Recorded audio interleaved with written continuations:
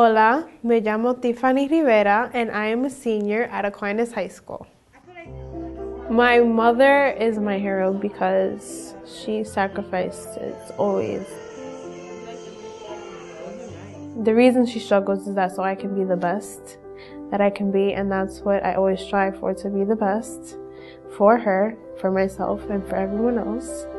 I like to see the good in people, no matter what they do, because no one's perfect. I got pregnant at the age of 17 going on 18 with Tiffany's older sister. At that point I was in Catholic school also, and I had to leave school for a couple of months, have my daughter get married. I was very attached to my father. Every morning I would wake up and I would go to the bed with my father. Like, I was a daddy's girl, I was the baby. Tiffany was always the mischievous one. She would take her dolls and throw them in the bathtub and pull their hair, cut their hair. She cut her sister's hair while she was sleeping. My mother was going through domestic violence with my father. Like, my father would hit my mother. I would have black eyes, I'd have busted lips, and always would say, oh, well, I fell. And the girls, they didn't witness it until it got really, really bad. I was standing by the door. I was only 4, so I wanted to know what was going on, and I heard both of my parents screaming at each other, and my dad had a glass mirror in his hand, and he threw it at my mother. I had 22 stitches in the back of my head. I was bleeding from my mouth. I had stitches inside, outside. I said, that's it, I can't.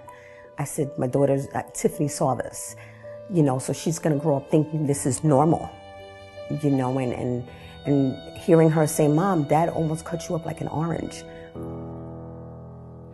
Every night, like, when my parents got divorced, I would cry, like, I want my daddy, I want my daddy, I want my daddy, and I would just cry and cry and cry.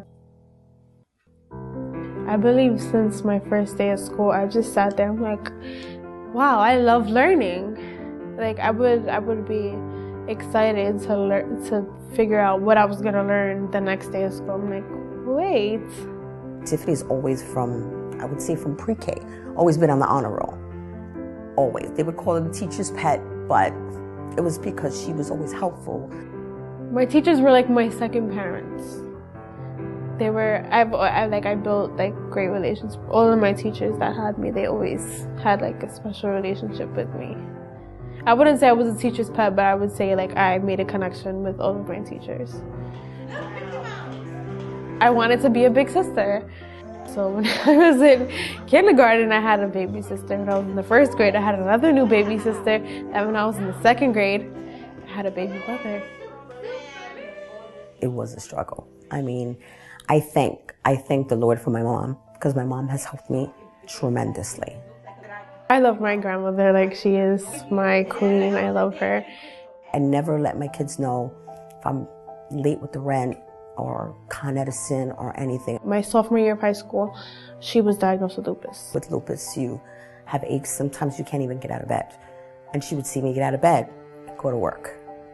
You know, and she would tell me, Mom, stay home. I said, I can't, because if I don't go to work, you guys don't eat. My mom got unemployed May of last year. She would have to go and see if she was able to get food stamps or something because she didn't have enough money to feed us.